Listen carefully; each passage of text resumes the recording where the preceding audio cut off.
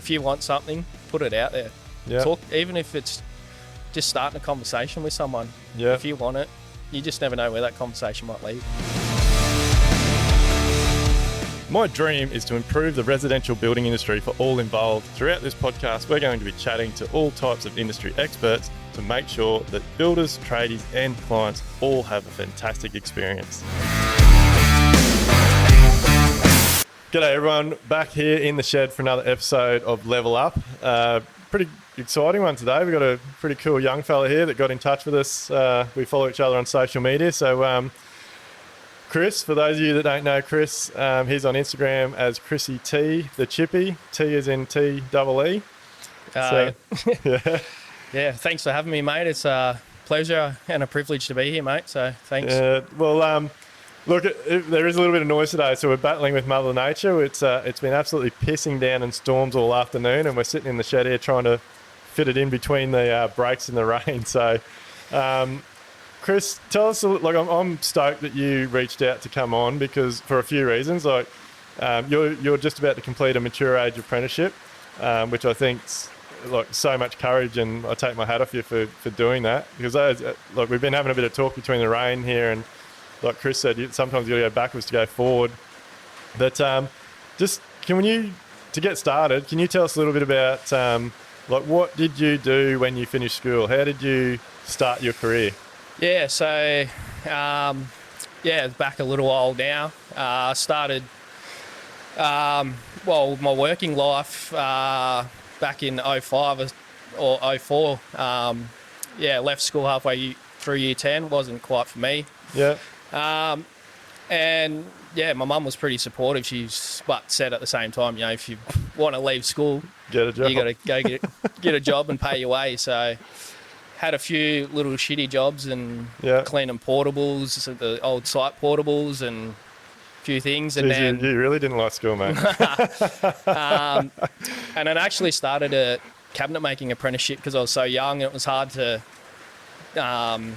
do anything else. Yeah. So you had that factory side of things, you had that point, but even that sort of wasn't for me. Yeah. So how do you what do you mean when you say that wasn't for you? I just stuck in a factory, and that was just in that one spot. Yeah. I liked building the cabinets and seeing a kitchen get built, but I suppose being 16, full of energy, stuck in a factory. Yeah, you wanted to get out amongst it. Yeah, it wasn't quite for me. So eventually, I went and moved back to my roots and went back to country Victoria in Shepparton, where my family's from, and lived with my uncle, who's a carpenter. He mainly built sheds and big factories and whatnot. Yeah. And did a little bit with him, and actually got into sports academy, Aboriginal Sports Academy back in Shepparton. Yeah, when you were talking to me about this, I was a bit taken back. I was like, you've always been a tradie, and then you are really into your sport, aren't you? Like, you're just telling me you've just sort of semi-retired from football, AFL. Yeah. How did you go from being in a tradie to getting a sports academy job? It was probably one of those things where I was sort of a bit lost, really. 16, 17, I was out of home, living with my uncle. He's just had his third baby at the time. And then having a 17-year-old with him. Yeah. Must be a good uncle. Yeah, no. I owe him a lot, actually. And there was this academy that just started, which was a part of the University of Melbourne, and a local Aboriginal football club. And they were their original thing was to try and get Indigenous kids to university, trying to bridge that gap. Yeah. I went there to studied some sports certificates, and then in the process, they offered me a job at the end of it. Yeah, awesome. So, ended up being there for study plus work was over 7 years. And so what was the point where you sort of realised you'd had enough of that and you wanted to get back into the trade? Yeah, well, once again, on holidays and whatnot, I was always back with my uncle doing renos with him, and I just loved picking up tools and building things and working, and being a carpenter was always there. Yeah. And then I moved to Queensland with my partner, in end of 2013. Left Boxing Day. And been here ever since. And So did you have kids then when you moved? Or? Nah. So it was just me and my partner at the time. Yeah. With her little car, little Hyundai Getz, 17-hour drive, and a truck full of furniture that we got off family. Yeah. Moved up and partly, to play football for Labrador. And then, we've been at a footy club, 90% of blokes are tradies, so that was sort of one way that I just got my foot into working and stuff like that, and got onto a guy that does cladding. Yeah. Got onto him, he was a ripping lad, worked with him for 6 years, and I got to 30 and thought, I've always wanted to be a chippy, sorry. So were you subbing to a company that was only installing, what sort of cladding were you doing? Yeah, so I was just subbing out to him as a labourer, installing EPS, polystyrene cladding. Yeah. And then we sort of ventured a little bit into that Loxo panel cladding. Yeah. And then, worked with him. He was, awesome to work for. Yeah.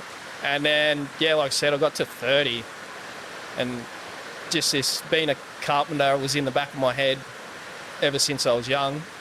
And I thought, I need to get this ticket. It got to the point I had a chat with him and he said, mate, whatever you need, let's do it. So made a few phone calls, got onto a bloke, signed me up. And so was it getting to a point where you're like, shit, if I don't make the call now to do something, like I'm just going to continue on this path? Or like, what was a real turning point, I guess? Like, was it financial, or was it because you didn't want to be stuck doing what you're doing forever, or you just knew you wanted to be a chippy? Yeah, there's a few things. Definitely one was that part of me just always wanted to be a carpenter. Yeah. I just love building things, seeing things get built. And at the time I had a 3-year-old son. Yeah. And I thought I didn't want to get to 40 and still be a labourer. Yeah. I take my hat off to you, mate. Like that, it takes courage, and to anybody that's doing a mature age apprenticeship, because financially it is a step backwards, and a lot of people, they probably work their way up to a certain point, and now they've got to go back to being a first year, and been learning and taught what to do. But it takes courage to do that. It was definitely a learning curve, that's for sure. Yeah. You're 30, 32, thinking I had life somewhat sorted. Yeah. And then, you sort of get, taken down a notch or two in, retrospect. You got to realise where you're at and quickly realise you got a lot to learn. So, it's been fun, to be honest. So tell us, you told me a bit of a story about how you got on with the guy that you're on. So it was all during the start of COVID, wasn't it, that you... Yeah. So what's that, 2019? So, I was originally with a guy for the first 9 years, and he just sort of just slowed up and sort of just first 9 months? Yeah, 9 months, sorry. It's a long apprenticeship.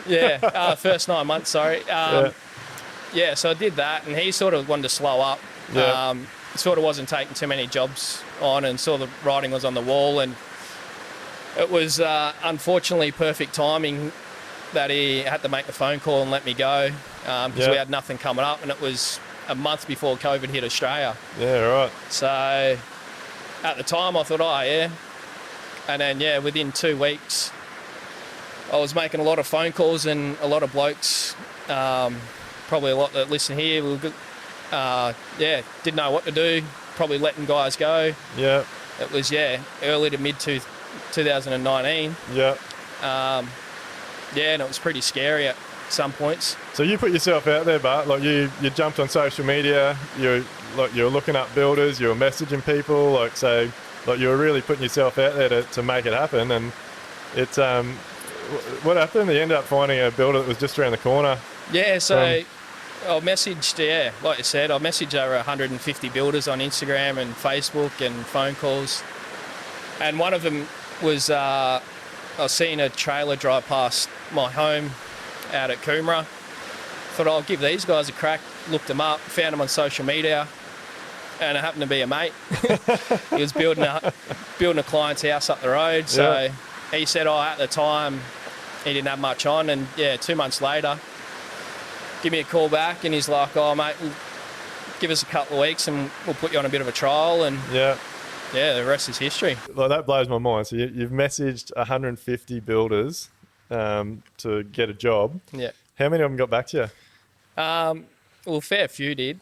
But being early COVID, it was sort of, I was pretty understanding. They were all sort of, just not at the moment sort of thing. So that. And so obviously there was a drive behind that. Like you got a young family, just moved to the Gold Coast. Like you needed to get cash. Like I think that says a lot about your personality. And ultimately, for anything to happen in life, you've got to put yourself out there, don't you? Yeah, exactly. Well, that was sort of why I started it. My work Instagram, if you want to call it that. Yeah. Was just for myself to look back on. In 2 or 3 years, you scroll back and you're going, that's what I did. Yeah. How cool is that? And it's sort of grown a little bit from that. There's a bit of a community out there of tradies. Yeah, it's got a bit shorter too, I think, hasn't it? Yeah, it has actually. I've had a bit of a trim. Summer on the Gold Coast. It's a bit hot. But look, you're obviously comfortable doing it because you actually wouldn't be sitting here now. We wouldn't be having this conversation because that's sort of what you did with me. Yeah. No, I think, you're definitely one of the builders I contacted. And like I said, it was understandable. It was mid 2019. It was a bit hard. There was a lot of blokes getting put off, let alone getting put on. Well, I actually think you did message me about that, and I actually think you sent me a message saying I will drive to Brisbane. If you put me on, I will drive to Brisbane. And look, we're in that same situation. We didn't know what was happening, what was coming up, but. Look, the fact that, and then you've done it again, like you put yourself out there, and I think you messaged me and I said, mate, do you want to get on the podcast? Let's do it. And I think you were back within 5 minutes and we've hooked it up. So good on you, mate, for putting yourself out there. And I think that's a good message for everyone. Like if you don't put something out there to the universe, nothing's going to happen. Yeah, exactly. Yeah, I'm a big believer in that. If you want something, put it out there. Yeah. Talk, even if it's just starting a conversation with someone. Yeah. If you want it, you just never know where that conversation might lead. Yeah, no, it's an awesome story. Like to have the courage to do that and follow through, and obviously you've turned around because you're only a month or a couple of months away now from finishing your time. Yeah. So we've touched on it a little bit before we started recording, but. Yeah, so one thing I'm not liking really about our industry now is the trades are all broken up. Like a carpenter does a fit-out apprenticeship or a cladding apprenticeship and all that sort of thing. So like you've been pretty lucky. You actually got on with the builder that you've learned everything. Yeah, I was pretty selective with who I sort of actually wanted to work for. Actually, in that time in 2019, I actually turned a few jobs away because I knew they were just framing carpenters. And so do you think it's important for, like especially younger guys out there, to think about getting into the industry to do a bit of homework and figure out what builders do? Because I imagine there's probably a few guys out there that sign up for an apprenticeship and then 2 years in think, holy shit, all I've done is framing for 2 years. Like, am I going to learn anything else? Yeah, it's pretty sad. You hear about it probably way too often. Yeah. Yeah, definitely. That, like I said, that's why I was so selective of who I work for. And probably one thing, I actually did want to do my apprenticeship with an actual builder. Yeah. Compared to just a carpentry crew who sub it out. Because you just learn pretty much everything from start to finish. Because the other day, like I was saying, like on a Saturday, I spent 3 hours building a balustrade from scratch out of timber, and the other day I was putting in steel K-braces. So going from one extreme to another. And but like I look personally, I think carpenters are the it appeals to me because you're there for the entire job. You get to see what you've started with and what you finish with. But I think probably the best thing that comes out of working with a builder that does everything is you get to know a little bit about every trade, which Yeah. sets you up really well to move on to become a builder one day, if you choose to go that way. But it also helps out with, like, when situations come up on site, like a lot of the time you will know what to do to set up something for the sparky or the plumber or concrete or whatever it may be, but you sort of get a good general knowledge of everything. Yeah, no, exactly. You pretty much hit the nail on the head there. Like, you're right across nearly every trade, if not every trade. Yeah. Even, today, like, had to do a few things with the roofer because they were there. There was a few things. With all the rain, fixed a few leaks. With some box gutters, they just had to tweak a few things. So, that aspect, I had the Sparkies were on site and asked a couple of questions about a few things. So, that's what I love about it as well. You're just across the whole build from start to finish. It's so what? very rewarding. Tell us a little bit about the work that you do, like with your current boss. Like, what is it? New homes, renos, high end, mid? Like, what? Yeah, so bit of mixture. At the start, last year we did three pretty decent sized renos. Yeah. This year we've got a few new homes, a couple of villas on the go at the moment. We've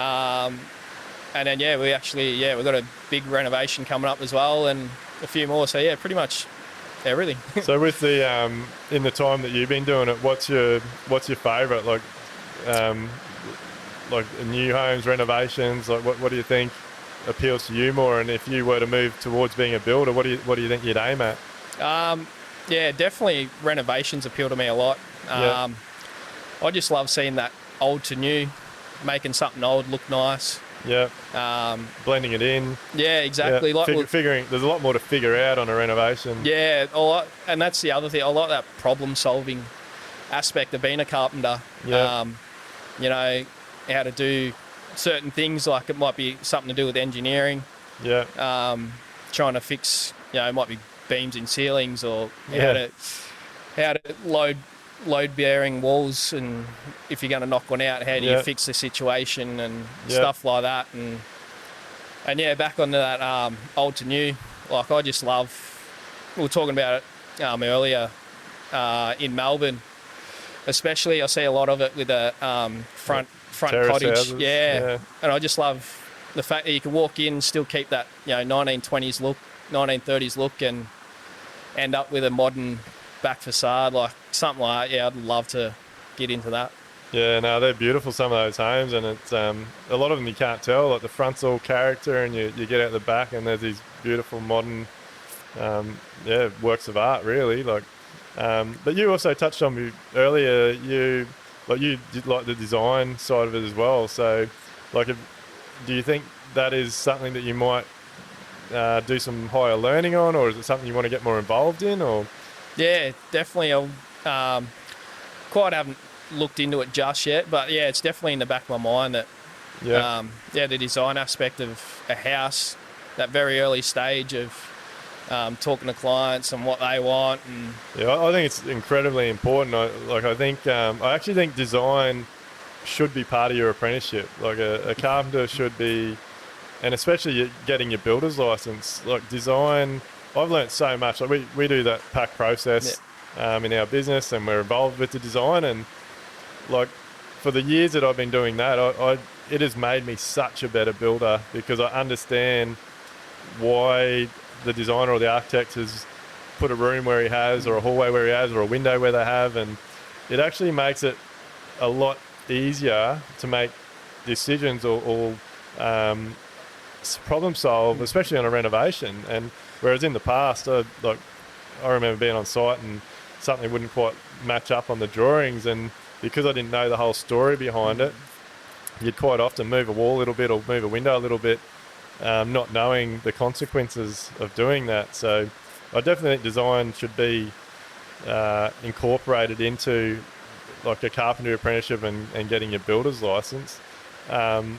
So, like, it does amaze me that you've had the courage to go and do your mature age apprenticeship, like, because at 30 it's a big step, like, especially if you've got young family and you've just like not long moved to the Gold Coast, like, so like what advice would you give for, I guess, older people out there that might be sitting on the fence? They've got it in their mind that they possibly want to do some sort of trade. Like, what's your advice for those guys?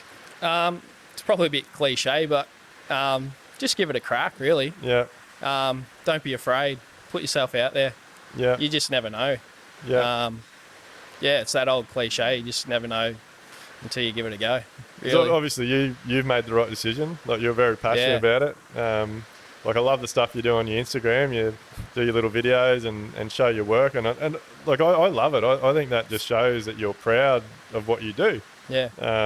And I believe that, like, I know from the stuff we do on social media, it attracts clients that want to work with us. Yeah.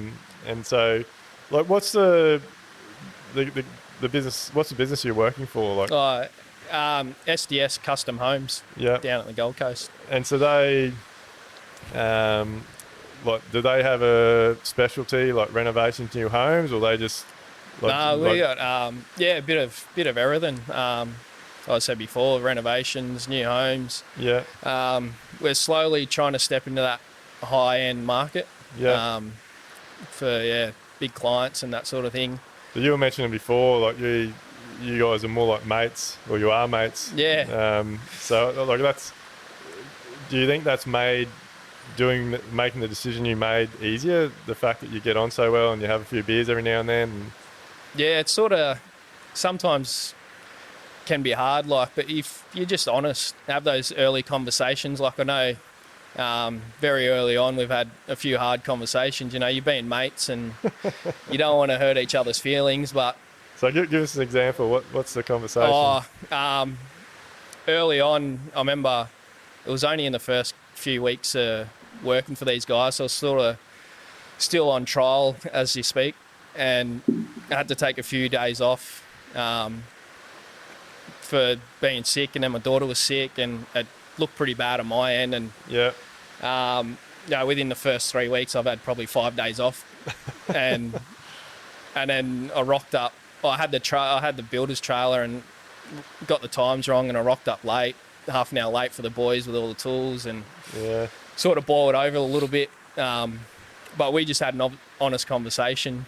Like, at the time, it was probably pretty heated, but you know, afterwards, a week later, we had a pretty honest conversation. Had a couple of them. Yeah. And to be honest, it's probably the best thing that's ever happened. You haven't had a day off since. No, too scared to bring up. But yeah, no, it's definitely probably the best thing that's ever happened to us. You know, we're honest all the time. Yeah. It's made us probably closer as mates even. You know, we're happy if one of us are having a shit day at home or something's going on at work with clients or whatever, you know, we don't mind talking to each other and debriefing, and I'm glad you brought that up. Off your chest.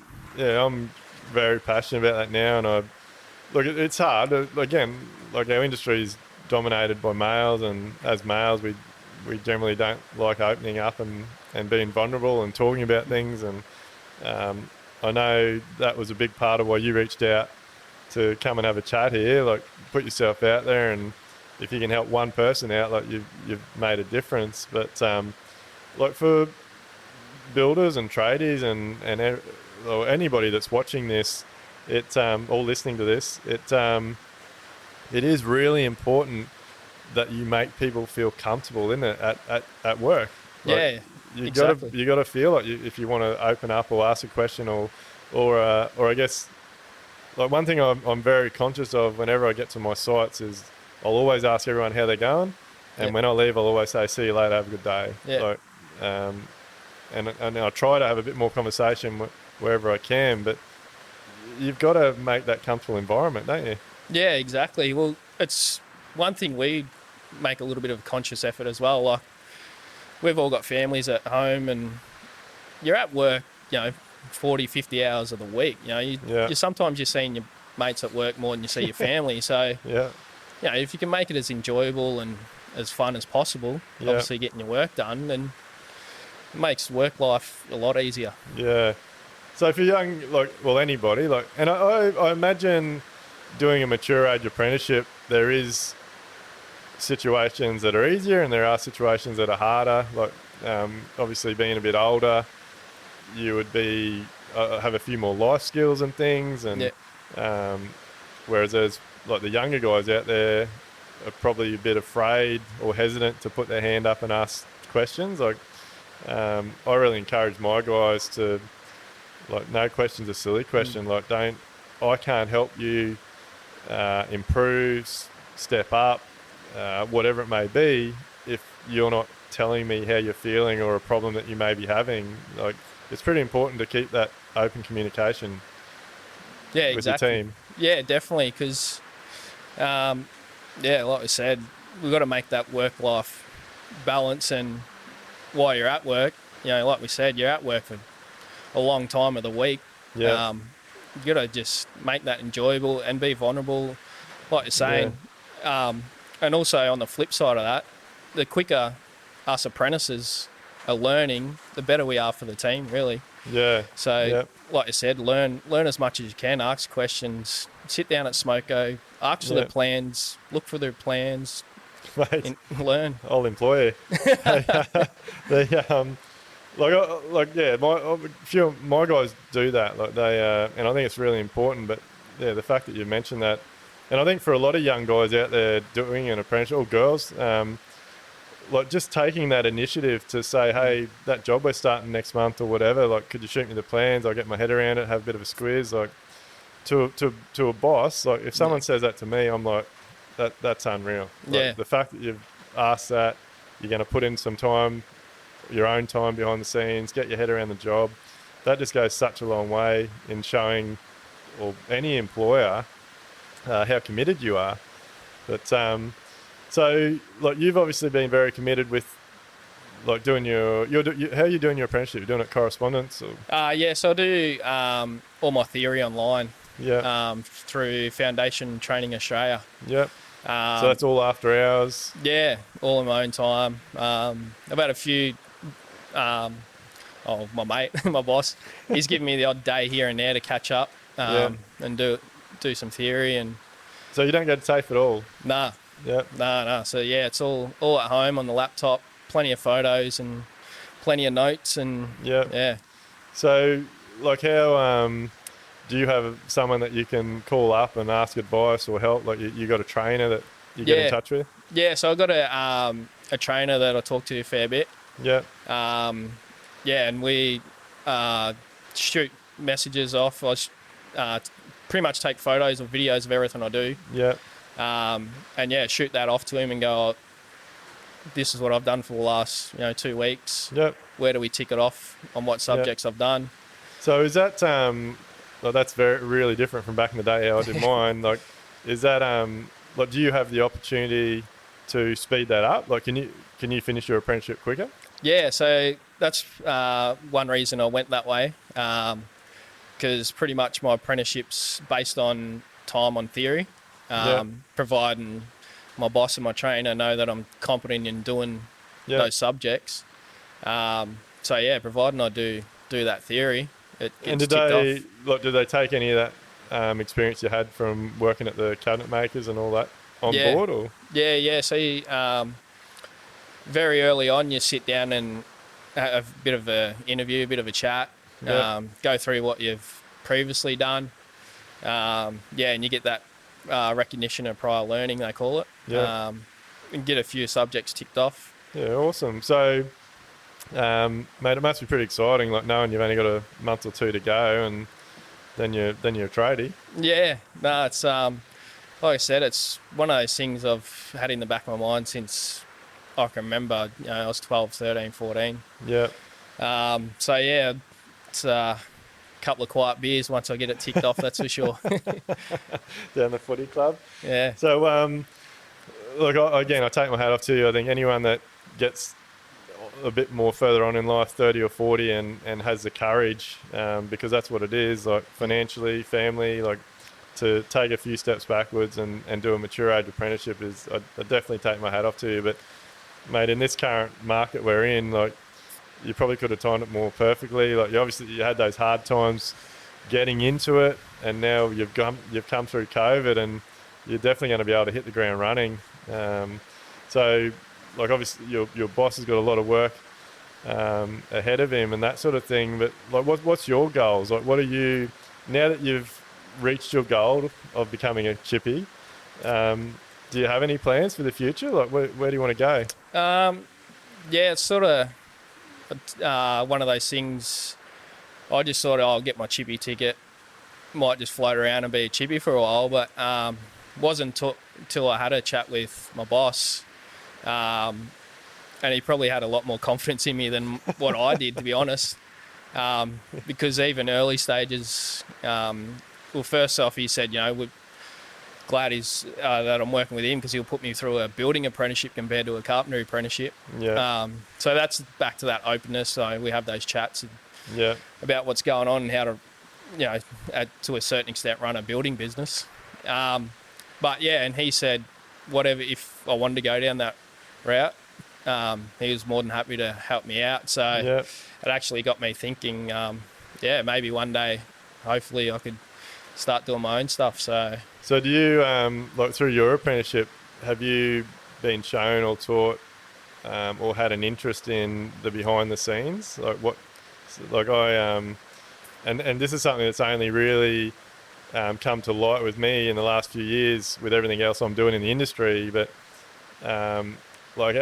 when you become a builder, you really just think you're still one of the tradies, but instead of just being the tradie, you're pulling everything together. And it does take a lot of builders, and I think it's why a lot of builders do get into trouble, because you don't actually understand all the hats you have to wear and how much actual work is behind the scenes. And like, we've done a lot of things in our business. Like, we've done mind mapping to create processes and systems and things. We spend a huge amount of money and time on it. It's something in my Live Life Build business that Amelia and I are really focused on. And after doing all that, it actually has come out that, like, to be a good builder and run a good, professional, profitable business, the actual building part on site is only about 20% of the business. Yeah, like, definitely. Behind the scenes, the administration, the contracts, the accounting, the inquiry, the design, the just getting marketing, getting jobs in the door, like, there's 80% of the business behind the scenes that no one sees, that chews up a lot of the money. And again, I think all that stuff should be taught through an apprenticeship or through your builder's course. Yeah. So is that have you learned any of that, or is it stuff that you've always wondered, like, what goes on behind the scenes? How do I learn more about that? Yeah, probably not actually learn. More just chat to my boss. Yeah. He'll be like, we've had this inquiry, and 3 months later, it's like, remember that inquiry we was talking about? We're actually talking, plans have come through. We might start quoting it. Yeah. And then another 6 months down the track, I'll ask the question, what's going on with that job that we talked about 6 months ago? Yeah. Oh, no, we're still quoting it. We're just... Yeah. So, it's probably not until last year or so I didn't realise, like you said, how much goes on behind the scenes. Yeah. Since I've had those chats with my boss, like how much and time and effort goes in behind the scenes. To keep the wheels rolling. Yeah, exactly. And client... talking with clients and whatnot. There's a lot that goes on. Mate, I see through your Instagram you're a Makita man. Yeah. I love my Milwaukee. When I was back on the tools, I had shitloads of Makita, and then I don't know what's happened. I've ended up with all Milwaukee, but you come across as a I love some of the stuff you do, but you love the tools, don't you? Like, yeah. My partner doesn't. But I absolutely love my tools. It's probably another little bit of advice I'd give to any apprentice, whether you're young or mature age. Invest in yourself, because your tools is what make you money. Yeah. Whether you are a sparky or a carpenter or whatnot. Yeah. Look after them. If you pay, that's a lot of money in investment into yourself. Buy the good tools, do the job properly, buy shit that lasts, doesn't give you grief. Yeah. But you must be sponsored by Makita or something, are you? Like... I wish. I think that's great advice. Like I know back in the day, that was definitely something that I struggled with, was keeping my tools up as I grew through my apprenticeship. Because and it's another thing that it does frustrate me a little bit. Like carpenters compared to other trades, like it's it wouldn't be uncommon for a carpenter to have 60, 80, even maybe 100 grand sitting in a $20,000 trailer. Yeah. And yeah, you got to look after that shit. You got to, don't want to get it stolen and all those types of things. But how do you, like, you've obviously had prior experience in being able to use the tools. Yeah. Like, has there been situations on site where you haven't sort of known what you're meant to do or how to use a tool, and you might have, like, you've been afraid to speak up or ask questions, or there's definitely been times where I can't picture off the top of my head, but yeah, I definitely know there's times, even in the last 12 months that I've been told to do something and I sort of don't wrap my head around it. But yeah, it just comes back to that communication. Yeah. Just have that chat. If you get given a task, there's something. Look, I'll be honest. I've put some apprentices over the years, probably through hell, they would say, but and again, it does come back. Like, I don't know. I've definitely calmed down in my older age, but I think, like, I definitely got to a point where, like, I've just done it so much, and it was like it was just in my head, and I knew how to do it. And like, you get an apprentice, you're working with them, and you say, hey, I need that done. Like, go and do that, and like, you don't even think that.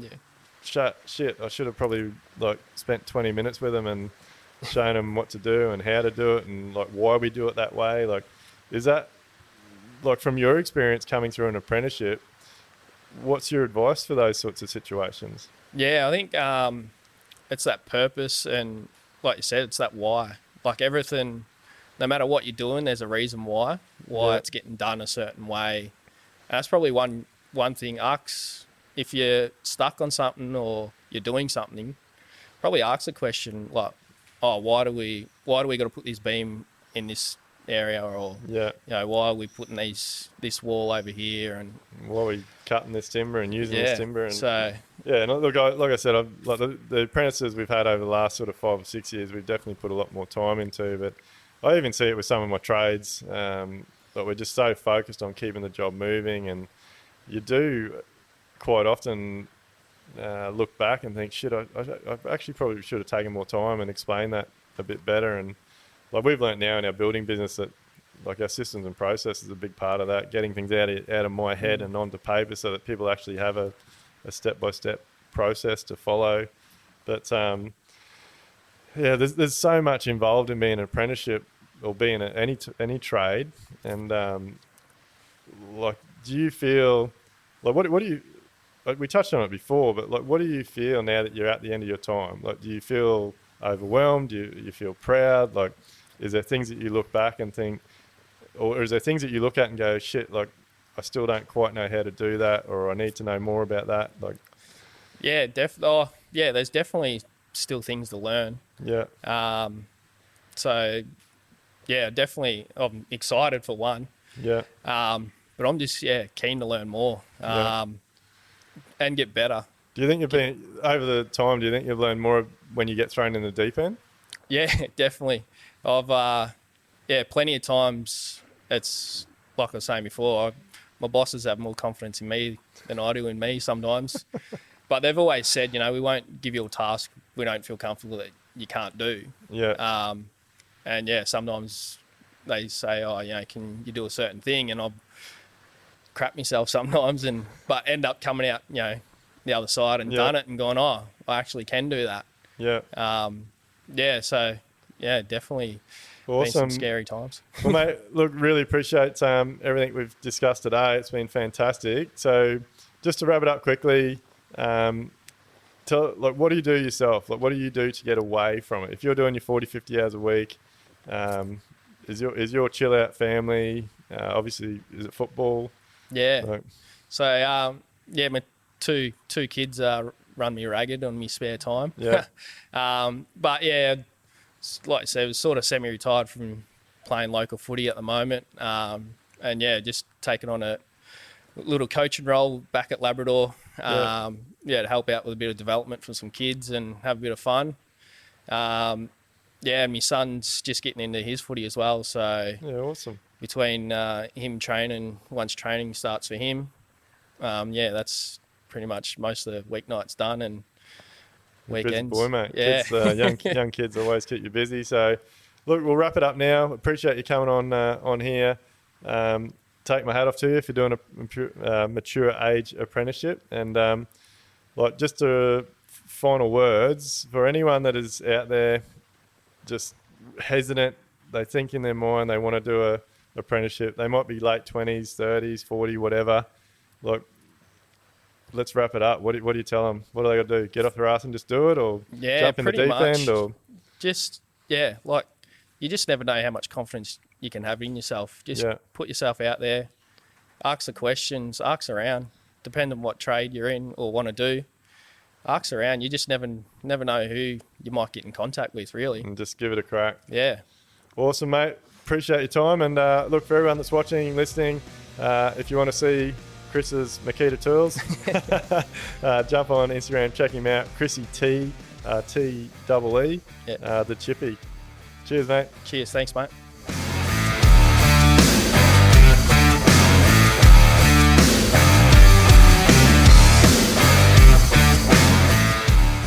Everything discussed during the Level Up podcast with me, Duayne Pearce, is based solely on my own personal experiences and those experiences of my guests. The information, opinions, and recommendations presented in this podcast are for general information only, and any reliance on the information provided in this podcast is done at your own risk. We recommend that you obtain your own professional advice in respect to the topics discussed during this podcast.